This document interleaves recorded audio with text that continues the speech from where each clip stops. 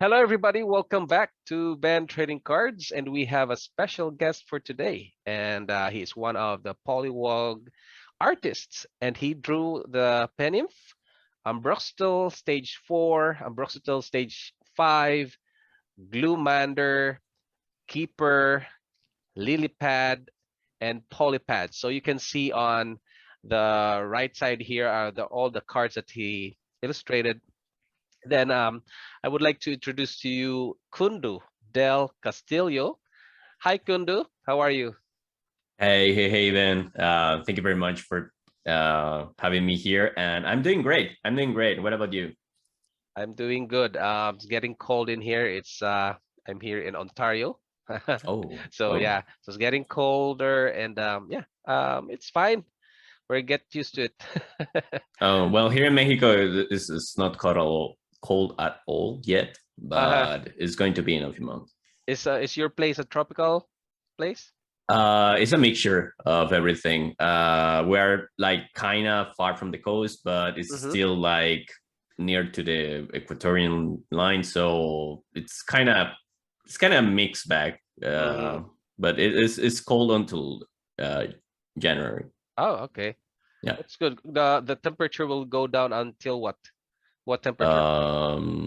Not that much. I mean, nothing compared to you, like 8 degrees or Oh, something. okay. That's fine. That's fine.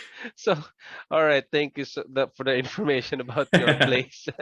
So we're gonna talk about the Polywog artwork, specifically artwork, because I'm always attracted to artworks when it comes to trading card games. So that's the first thing I will notice. Okay. And sometimes I go to the investment side, the collector side. I'm in the three spectrums Yeah. of the TCGs. Um, so when I remembered I was little, I started illustrating cartoon characters in Disney and Mm. Donald Duck, Mickey Mouse, something like that. So everybody starts from zero, like me, like you. So when did you start illustrating? Uh, well, actually, it was kind of in my early 20s. Mm-hmm. I wasn't that young. But I do come from a very artistic family. Like my dad is also an illustrator, Okay. and I didn't learn from him because he's a pretty bad teacher. But but I uh, did observe is him. he watching? No, Ah, no. I don't think so. Ah, I okay. hope so. But I did get inspired by him because he made this giant paintings, and Wow, he's like he did murals, and nice. he's pretty skilled, Mhm. and he actually used to draw for Disney, and Wow. he had some Marvel accounts, something here in Mexico. He was like some sort of supervisor of that sort. So I did get inspired by him a lot. I guess it's in my veins because I didn't learn it directly from him. But I'm actually a psychologist. That's what I do. Oh, I'm a okay. therapist, and in my early 20s, like 22 or 23, I just decided, like one day, I just woke up and I said, I want to be an illustrator too, because I really like to draw by then. I mean, it's not like I didn't put a pencil and somewhere at some point. Mm-hmm. I did enjoy it, but the day I decided was like I was like 23. Okay. So I actually did a really hard challenge, and this is some sort of pro tip, I guess. But I did one drawing daily for a year, like but like a really good one, like the Inktober. Do you know Uh-huh. the Inktober challenge? You draw one thing per day during the whole October. Actually, is ongoing right Yeah, now. I'm a member of a group, an art group in Facebook. Yeah, So yeah. someone is doing like 365 days of drawing, like from Oh, every I day. I, I did one. I did that Oh, one is that the actually. same? Is this the same challenge? Well, Or maybe there are many. To be honest, I wasn't even on Facebook back then, because I'm talking. I'm telling you, I'm 32, so this was a long time ago. Oh, Inktober wasn't a thing or anything, okay. but it is actually pretty much the same. I just do a serious drawing, a serious, like something worth it, I guess, for a year. Mm-hmm. So at the end of that year, my when I because I had like some handicaps, it couldn't take more than 1 hour. So by the end of that year, when I could spend more than an hour, Mm-hmm. I realized that my skills were like better, like way better than before. Mm-hmm. And from there, I started drawing Pokemon. Actually, that's Mm-hmm. what happened. I But started did painting you play Pokemon. first with Pokemon, or you just saw the art of Pokemon and then you start Uh, collecting it? Well, I'm always been a Pokemon fan. Mm-hmm. I'm gonna put my Oh, hat on, there you go. so I guess you can tell now. Nice. um, but I always play the game. I'm actually a competitive player, tournaments and Mm. everything. So I always enjoy the game. And then I entered briefly to the TCG, Mm-hmm. which also got me inspired, and that's how I started. I started drawing. And my first fake one was done when I was. It was 2016, I guess, and that one I just redraw it recently, Mm-hmm. so it was like a very big throwback. But that's how it started, pretty much. Uh-huh. So you started at 23, but Yeah. you during your when you were a kid, did you Mhm. think that I want to be like you go to your mom, I want to be an artist or dad. So did you have some kind of realization that you are an artist? Is- Well, I think I know, and this is a funny story because I think I know when it happened. Mhm. It definitely wasn't when I was a kid. When I was a kid, I didn't know what I wanted to do, Uh-huh. but I think I was 17, I Okay. believe, and I had this painting that my father did, and was in the corridor, um, and one day I just like kept staring at it. Like there was no one home. I was just looking at it, and it was this guy, like getting out of the mud or something, very artistic. Because he's more like an artistic type of illustrator, Mm-hmm. like plastic artist.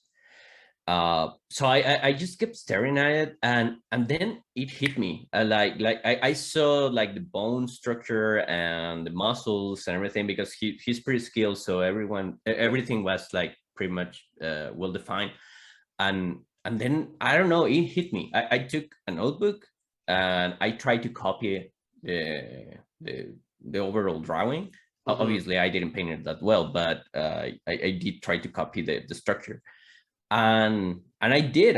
It wasn't that bad. I mean, it was bad, but not that bad. Mm-hmm. So I guess that in that moment I realized that I might have skills to draw. I mean, the drawing is pretty bad. I repeat, but but I felt like I could do something more complex if I practice. So I guess that was the first time I decided to start drawing. I was like 17 or something. Oh, it's good that you still, I hope that you still have the drawing so we can show It should the be, progression, you know? yeah, it should Maybe be you can share, somewhere. maybe you can share it to me. And also, I what's will. the I name of will. the artist, by the way? You mean my? The one that you saw with the muscles or the one that Oh, it was when my you were dad's. 17? Ah, It was one of my dad's paintings. oh, Like okay. literally, he painted. Yeah, can you share it to me later? Yeah, Yeah, it I gotta should. post it on the I side mean, here. it was way back when I lived with my mom, so I guess I'm gonna ask Take her for a photo. picture. Yeah, Yeah, yeah, yeah. That will be but yeah, cool. yeah, of course. All right. So your dad is your first inspiration on the art, on this art? Yeah, Uh, oh, nice. yeah, yeah, yeah. Okay, that's good. He's pretty skilled, So really, he and mm-hmm. uh, Well, he enjoyed a lot drawing Marvel characters, for example, Wow, man. and yeah, it's just that I don't know. It's pretty different. His process and mine Mm-hmm. is pretty different. Sometimes people think that you are just talented. Okay, Yeah. there's a difference between talent and effort, Okay. and I've always said that my art and everything I did was 80% effort and 20% talent. And talent Uh. is not even necessary in this Yep. equation. But there are some people that are very talented that they can Yep. like overcome just with talent. And my Correct. dad is one of those persons because he looks like when I draw, I have to make a sketch and Mm-hmm. make some drafts and get the idea done, and it takes Correct. me a lot of time. But my dad looks like a printer. He just like go from Yeah. left to right, and Wow. he's painting something directly from his head. I don't know how it works really, but I seeing him doing what he did, and I have a bunch of drawings of him. It got me really inspired to get at least as best as well as good as he is. But no, he was like 8 years old and he was already drawing Spider-Man. I don't know how he did Oh man. it. So he has a lot of experience. Wow. Yeah. And so that means your dad taught you how to draw the art, but did you go to a formal school, like art school? No, I'm No? actually self-taught. Uh-huh. I YouTube. YouTube is pretty much Wow. my So best the teacher. your doctor YouTube. Just Yeah, definitely. or YouTube is it's like a big school, you know? Yeah. I Yeah. mean, you can University. learn whatever you Everything. want from YouTube. Yeah. Yeah. You can learn how to cook. You can learn how to, I don't know, like do flip flops. I don't know. You Yeah. can learn whatever you want. Yeah, correct. Yeah. So, I want to ask you about how you come up with an illustration, like not just Pollywog, but a certain kind of piece, you know? And what are your routines before you go to the drawing board? Like maybe you have to concentrate or whatever. So let us know, tell us more about that. Yeah. Well, nowadays I draw pretty much all the time because Mm. I'm in several projects. I mean, I'm in Polywog, but I'm like Yep. another three TCGs and a board game and a book, and they all demand me to be drawing the whole time.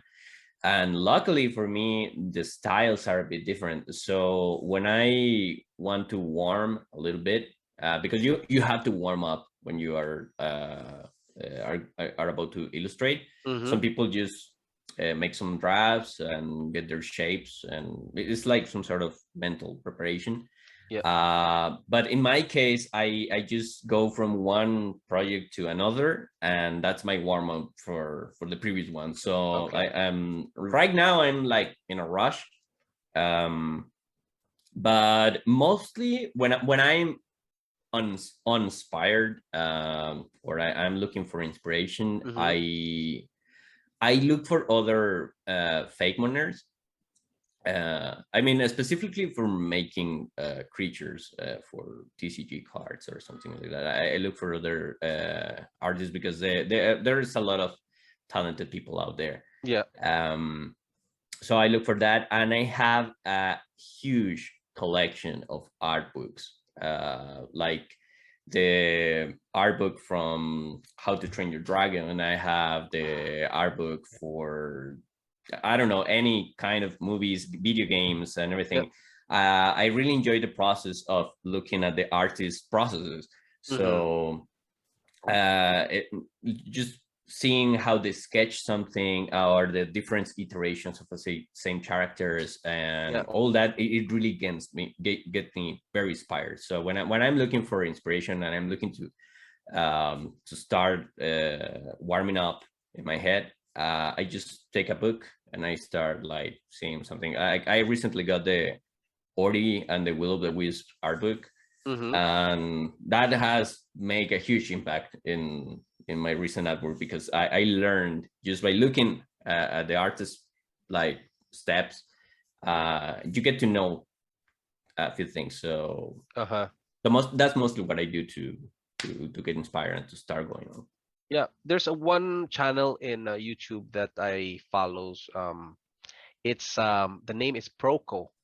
I'm not sure if you Oh know that. yeah, yeah. Proco, yeah. Procus Proco, is he has super. like he put all the artists together and he showed showcasing each of the artists. It Hmm. will show the time lapse or how they process the certain art, Yeah, which is really good, you know. It's informative regarding artworks, right? yeah. Yeah. I definitely love his channel. I Mm-hmm. learned a lot from it, and if there's any artist looking at this right now, I do recommend it, because he's pretty good at explaining it.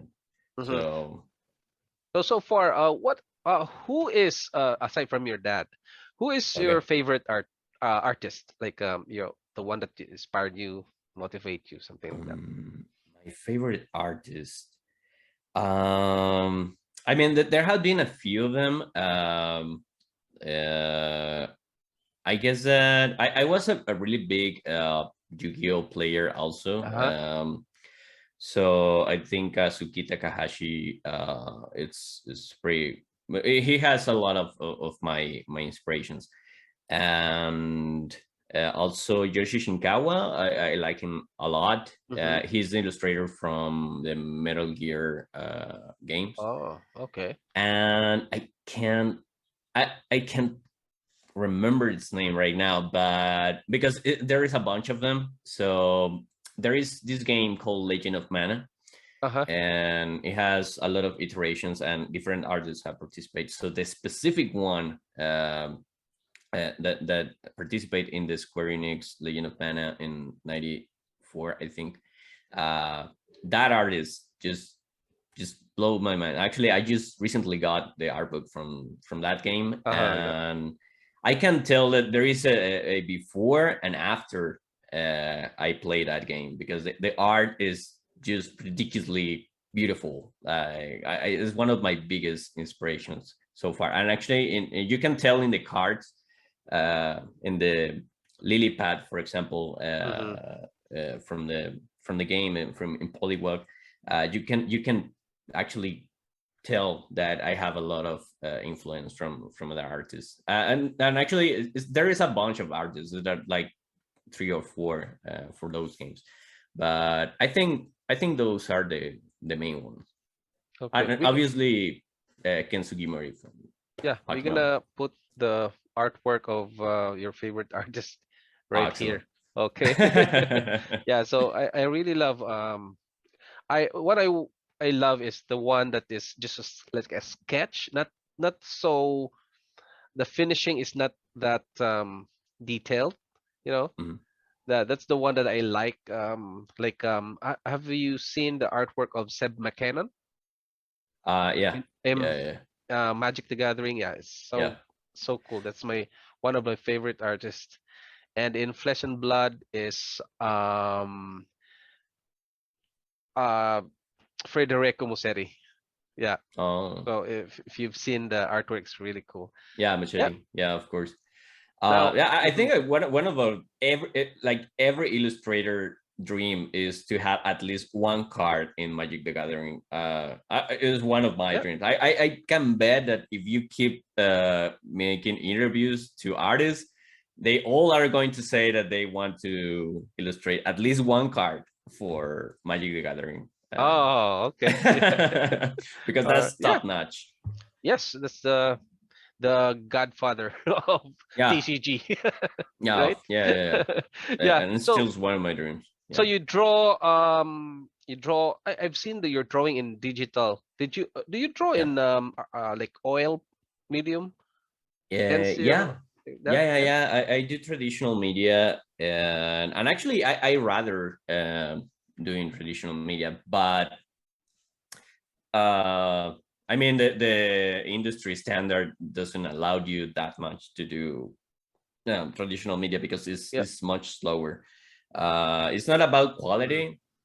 because you can be but you can have the same quality for digital or traditional. Yeah, Is pretty much the same, but the time correct. is a factor.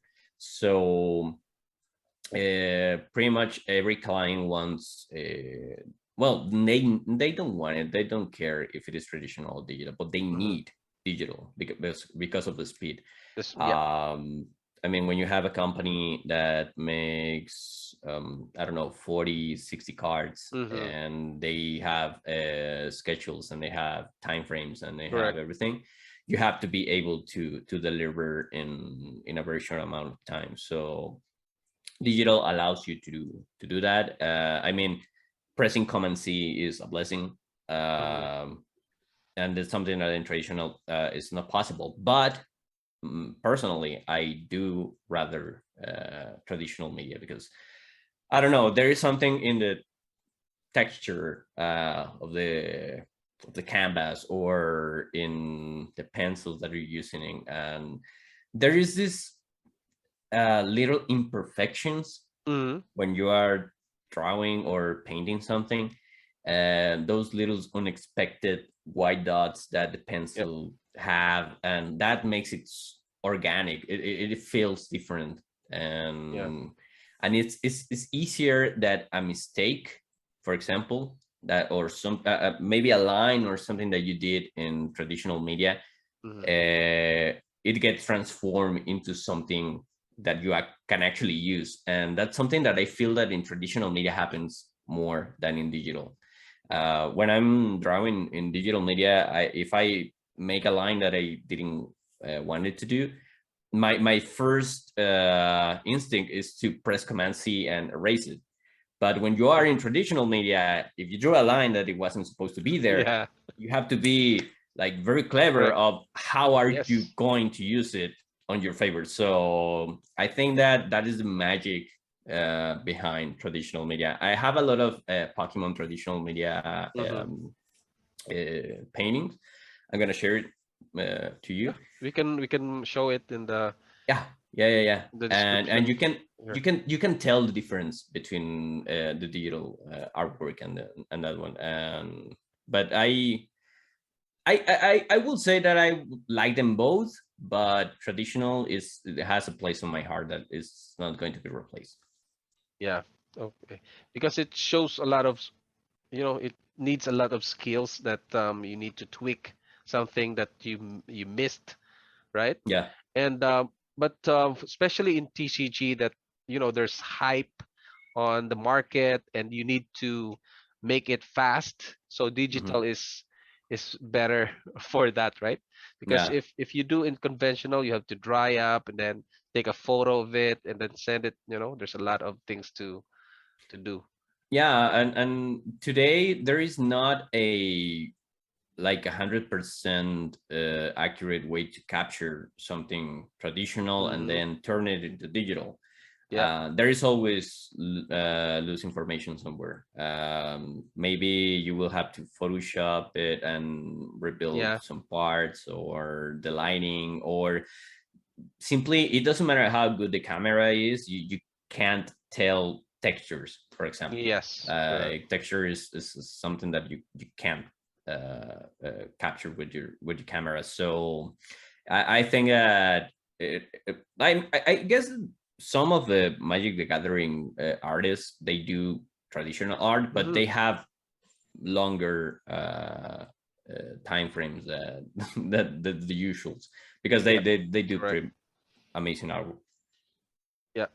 Like Rebecca Gay, Rebecca Gay, right? No, I She don't know. does watercolor thing in MTG. Yeah, in Magic Oh, the oh, oh. Gathering. So cool. And I guess that's a traditional call it illustration. Yeah. Yeah. So yeah, that's pretty cool, that you can draw in conventional and digital. And how about we gotta talk about the Polywog right now, and what brought you to this TCG? Um. Well, I guess that I could say that it started with my Fakemon account. Hmm. I have a fake mon account in TikTok and in Instagram under my name, Kundu del Castillo, and I don't know, it just took off recently. Mm-hmm. I had a lot of feedback, and I had a lot of followers recently, and that causes a lot of things. It was like the domino effect, because companies started like sending me messages, and Mm-hmm. I started to do a lot of commissions.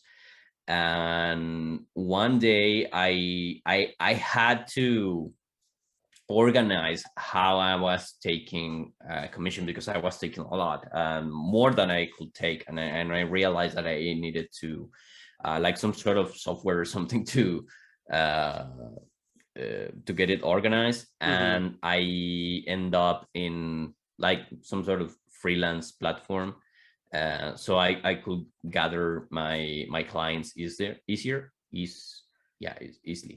Mm-hmm. And that's how I met Kev. So he approached me, and I guess that the real I guess that I have only half of the answer, because he chose me. So he chose me from all the artists and from all the freelancers that were in the platform. Yeah. He chose me for a reason that I could only guess that he liked my work. Mm-hmm. um, because he in that platform you don't have access to the social media of the artist. They don't allow you to Mm-hmm. put your Okay. usernames or anything. So he didn't see that. He just saw that I posted some examples that I Yeah. did. He liked it, and he just he gave me the first line, the unbractable Mm-hmm. line, and it was merely a test. Really, I guess it was like some sort of testing, because he had already like another artist or two. I'm not sure. Um, and I don't know, we got along pretty well. I mean, we started talking, and he had these very clear ideas, Mm-hmm. and the way that he explained them were like super easy for me to understand. So we got along right away, and that's how I got into Pollywog. I didn't know actually that it was such a big project. Uh-huh. When he gave me the first one, I didn't know. I just took it as any other commission, and Yep. I just did as good as I always try to do with any client.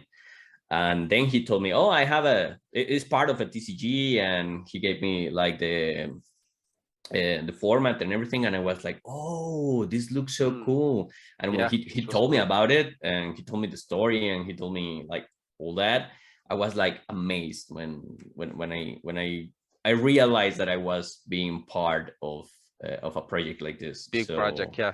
And you can yeah, see your name on the cards, right? oh, that's beautiful. And that Yeah. will stay for many, many years. Yeah, And it will be collected for many, many people, yeah, collectors. yeah. That's amazing. Yeah. That's truly amazing. But that's how I got into Polywork. So, you mentioned fake mon, right? Yeah, Can you tell yeah. us more about fake mons? Like, because when we talked about that, that's my first time to hear fake Fake moon. fake mon, like fake Pokemon, right? Something Yeah, like that. it's fake Pokemon for short. Oh yeah, okay. So there is like a community of fake mooners out there, because Mhm. you know that Pokemon makes a region out of a country or an idea or Uh-huh. something. Each game has like a certain region that is based in Paris, or I think Ah, the last one was in Britain. okay.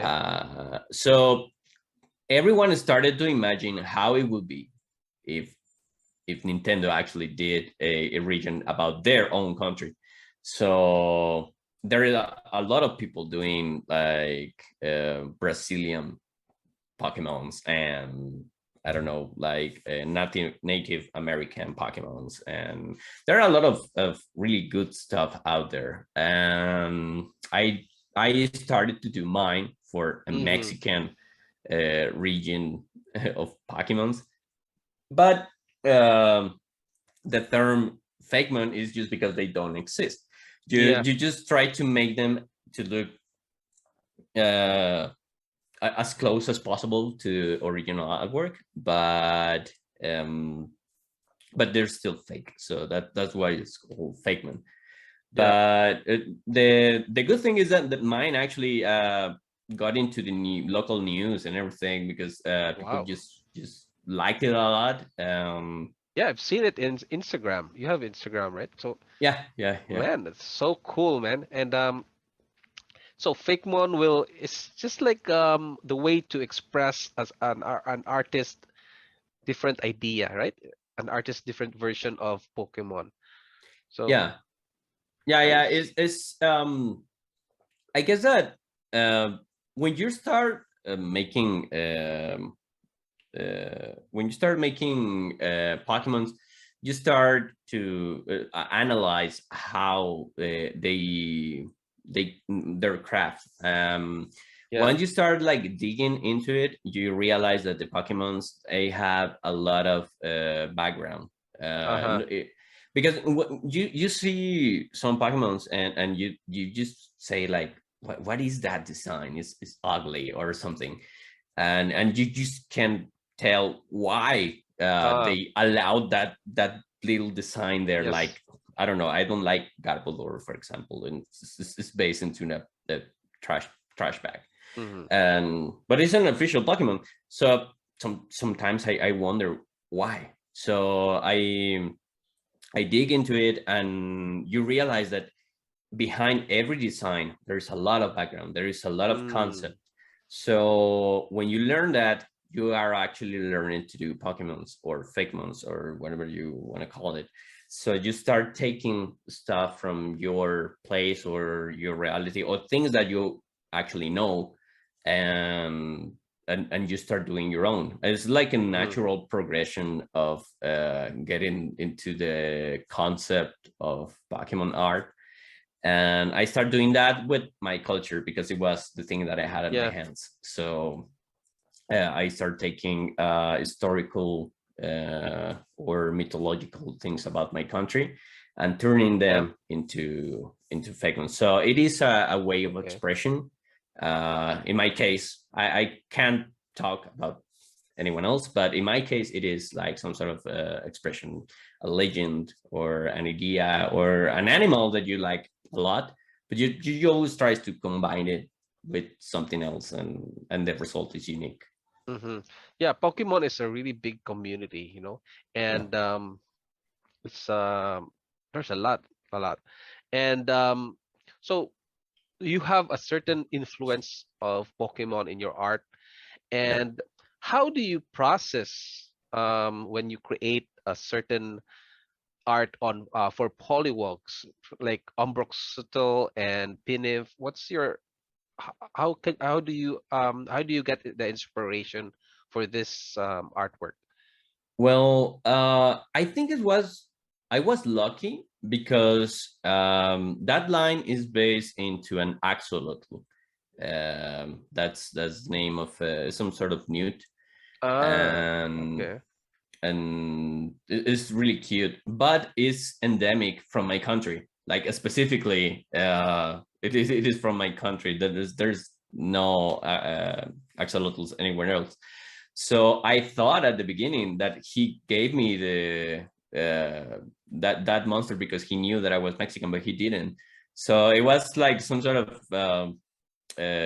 lucky thing.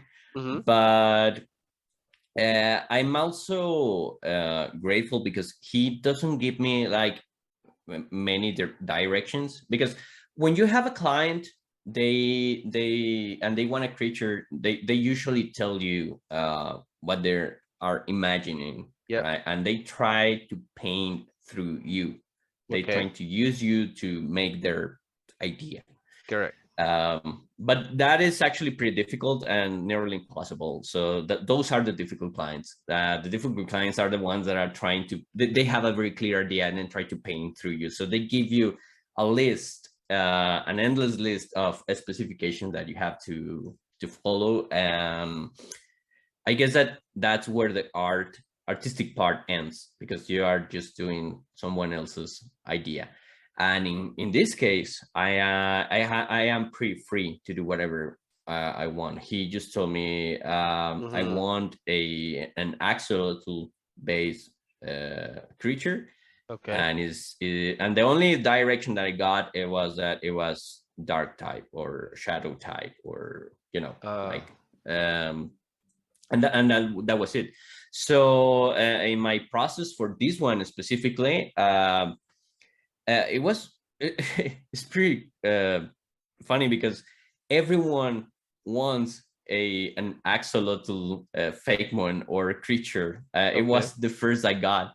It was actually like my third, and I got to practice before, because I did other creatures, and I already had the idea of what makes an axolotl what it is. So it was kind of easy for me, but I really like the fact that it was like some sort of shadow type, because the axolotls are super cute. They're pink, and they have like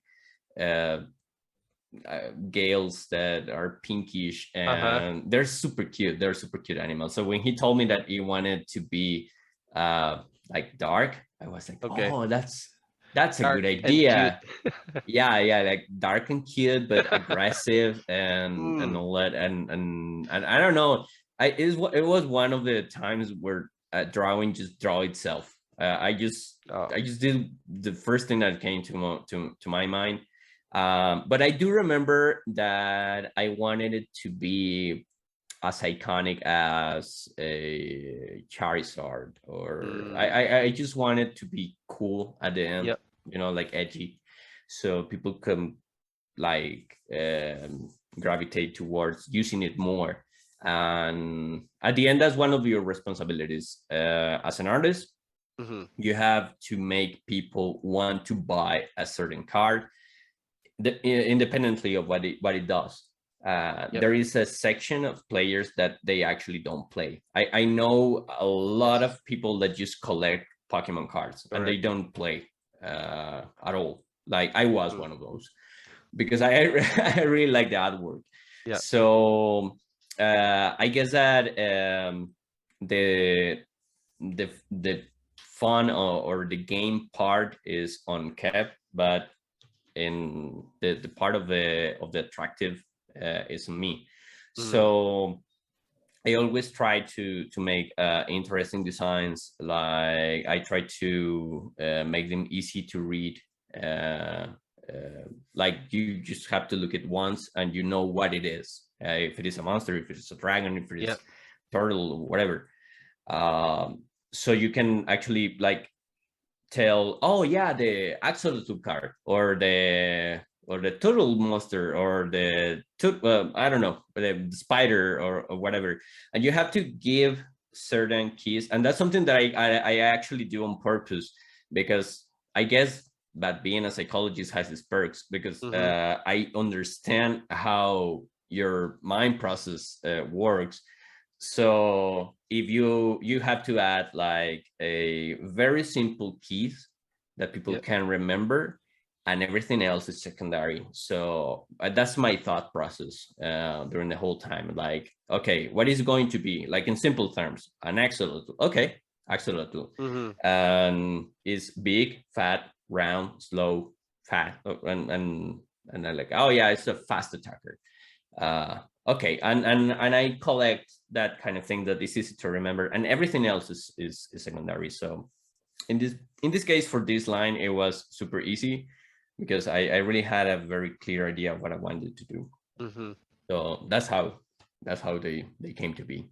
Yeah, and each TCG has their own style, like a theme, or I don't know how you call it, but like for example, Magic the Gathering, they have this kind of artwork that sticks on that distinctive when you see that this artwork is like, ah, this is magic. And then when you Yeah. go to Flesh and Blood, okay, this is a Flesh and Blood artwork. Yeah. And then regardless of what card is it, but you can see the style, right? And depends on the art director's direction to their artist. And then we have a Meidazu. You can, Mm. you know Meidazu, right? So if you can see this kind of drawing, they have a different style. But are you allowed to tell us the future illustration style of Polywog? Like, are all in this like the ambroxetal type of drawings, or what do you think? Well, I guess I do can tell you a little bit of how I conceive cards, because objects and scenery and scenes, they have different art style than the creatures. Creatures have a very specific type of treatment. The color scheme is different. The Mm-hmm. Because like in technical terms, I'm gonna dive a little bit into that. Yeah, In go ahead. technical terms, the creatures have whenever the color is brighter, Mm-hmm. it loses saturation, and whenever it's darker, it gains saturation. Okay, but curiously, it's supposed to be all the way around.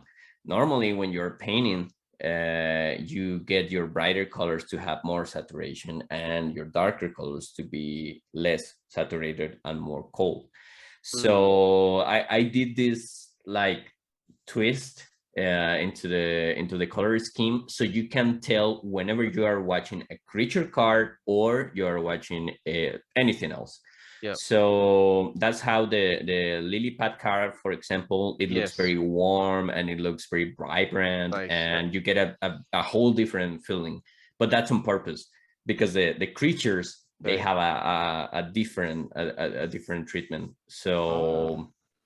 So that's how I separate both of them. And you are going to see, I already got a list, the first batch of new cards that I'm gonna get, and we have a lot of sceneries and we have a lot of objects, and you're gonna see a lot of more of that type of art, and a few creatures. But now that I told you, I assure you that you will notice difference between them both.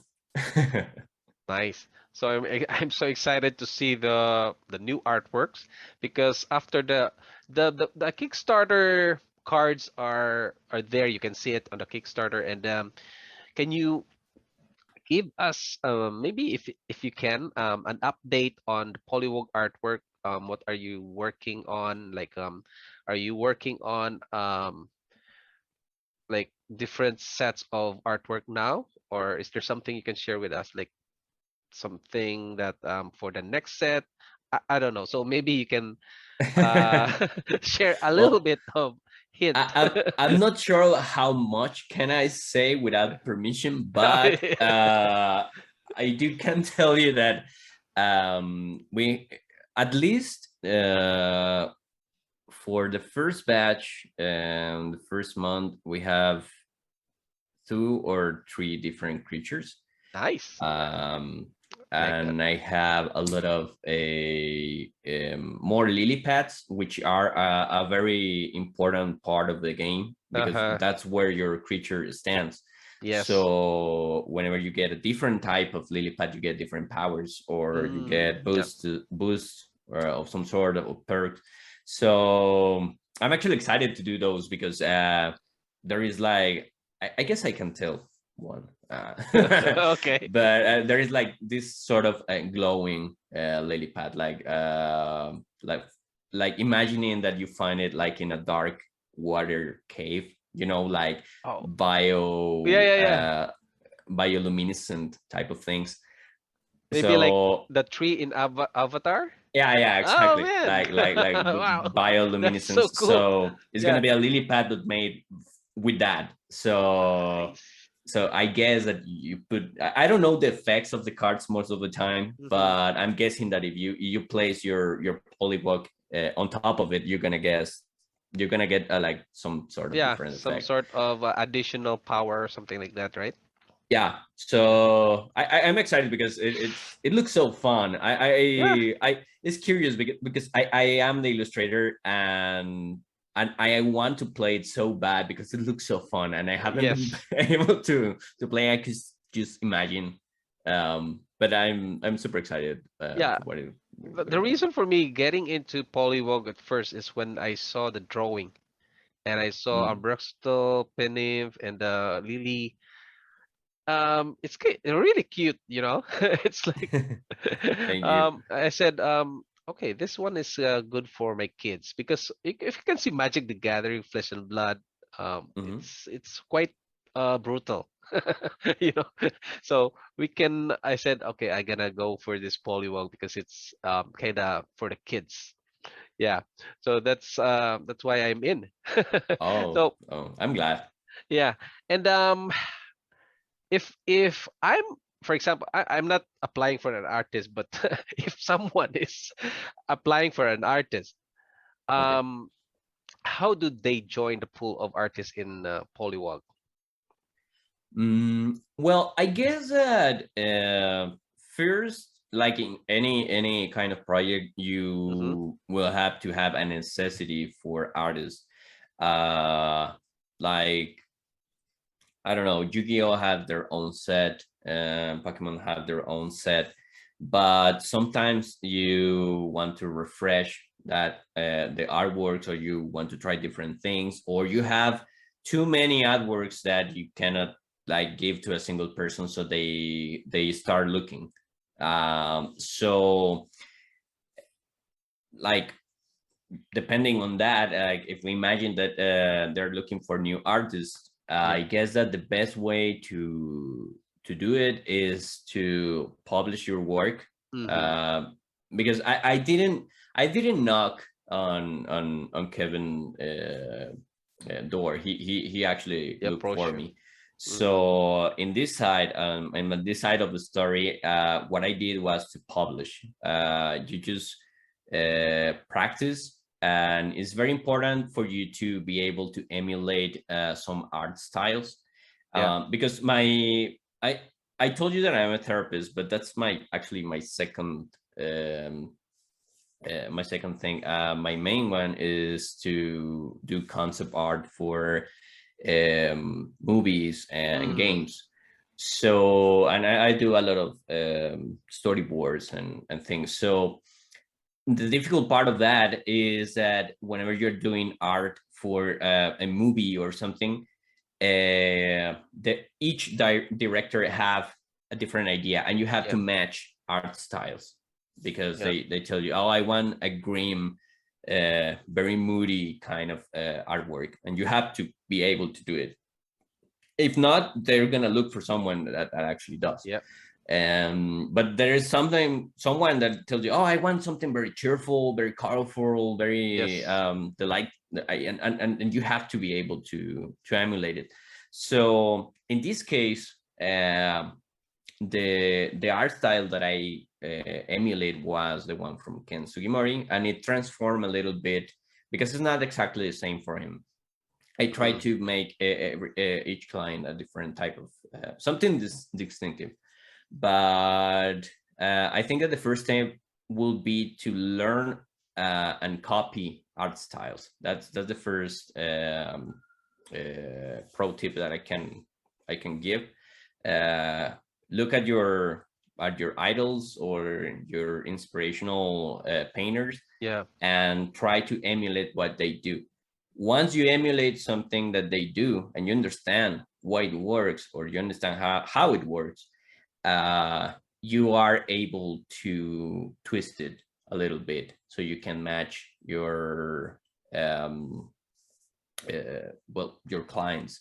Yes. And once you start publishing stuff that it's like very unique, and I don't know, like it has your own signature, you can tell who did it.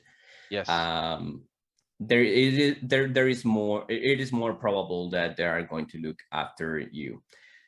Very specifically in the Pollywog scene, Mm-hmm. I guess that the first step would be perhaps joining the social media and the Yep. Discord channels. And I think that we have in the Discord a chat just for artworks Yeah. Work. and What was that? Work in process, working uh, process, or something. Yeah. I There's a I'm not. channel there that you can share Yeah, your your own art. art. I did one, right? I did one. I saw it. I saw it. A I, flying polywog. yeah, yeah. Actually, it was pretty good. Oh, thank you. Thank you for reminding me because I saw it and I was about to tell you, hey, that's actually a pretty good idea. It's a flying polywog. So, yeah, I'm thinking of making it a stage by stage. So that one is a stage one, and then maybe stage two, it will have like blades on it, and then Oh. the stage. I don't know what stage will it be. Like stage five is gonna very fearful. There's like blades, a lot of swords, something like that. So Yeah. anyway, it inspired, your drawing inspired me of drawing again, because Oh. I I I did a lot of illustrations when I was when maybe my teens, something like that. I draw my face, and I draw my son, and Mm. then eventually when I was so busy, so I stopped. And then I saw your drawings, I saw polywogs, and then I said, okay, I'm gonna draw again. So that's what I Oh, created. that's super good to know. That's no, thank you, thank you.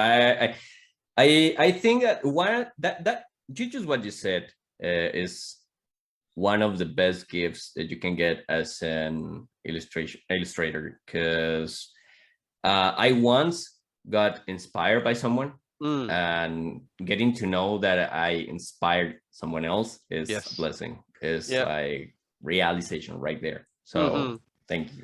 And there are people are already starting sharing their drawings on our Discord, Polywog Discord group, right? Yeah. And if you can see there, that's really cool drawings. And I guess they also have the same experience than like me, that they haven't drawn for a while, and then they just saw this polywog, and then they started sharing, you know? Oh, that it's Because so it's, fulfilling. Thank you. Thank yeah. you. Okay. And also, yeah, for the young artists out there, especially Okay. kids, what is your advice to those aspiring artists? Um, I think that the first thing that I will say is just start drawing like right away.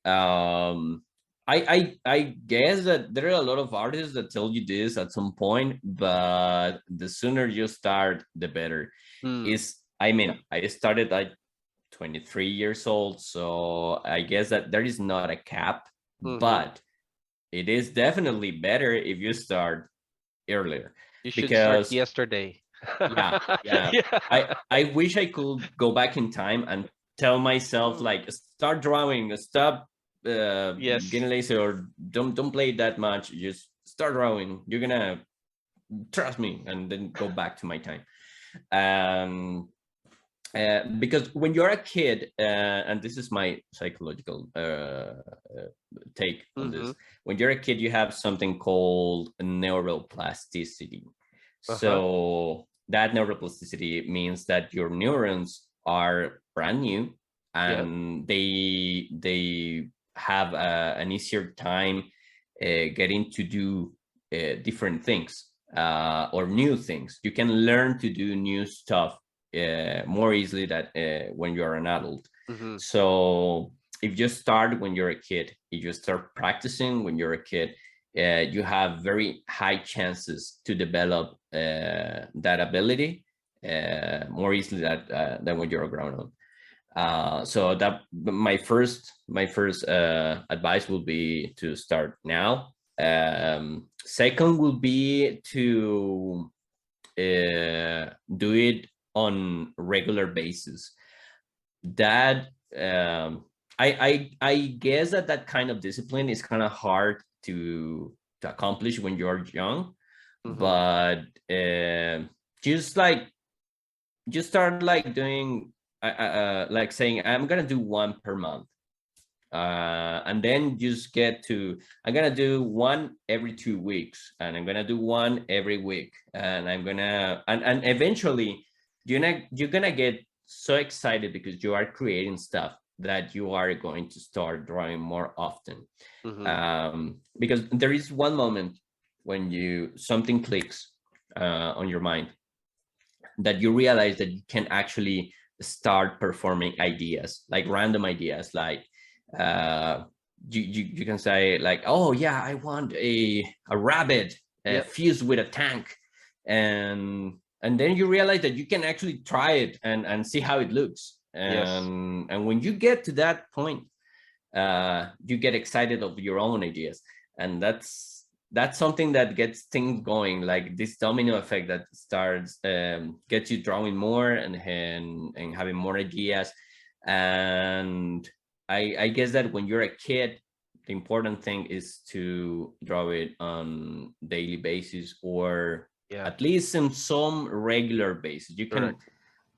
I mean, if you have kids, like you can sit once per week or Mm-hmm. once every 2 weeks, and get them to get accustomed to once per week do one drawing, something that they can sign, something that is finished Yes. from 0 to 100. It's not about quality. It's not about because people always say like, hey, when I know when I'm done, whenever you want, but you have to put your signature on it and start like getting a stock of your own drawings, Mm-hmm. and that helps a lot.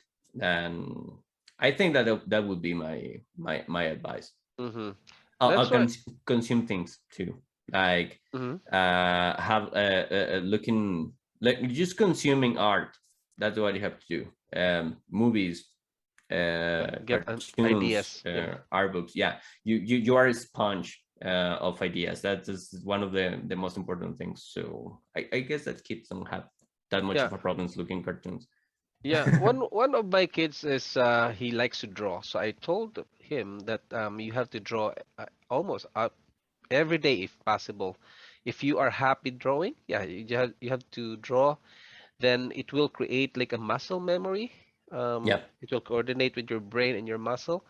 And because he likes to draw like comics, there he put some squares and they put um, drawings on each squares. So just like comics. So that's what I told him. And maybe for the parents as well, because I have friends that draw in notebooks. I think you Yeah. did that, right? You Yeah. when during the class and then you have to draw, just doodle something at the back of your notebooks. Have you Mhm. done that Yeah. Yeah. before?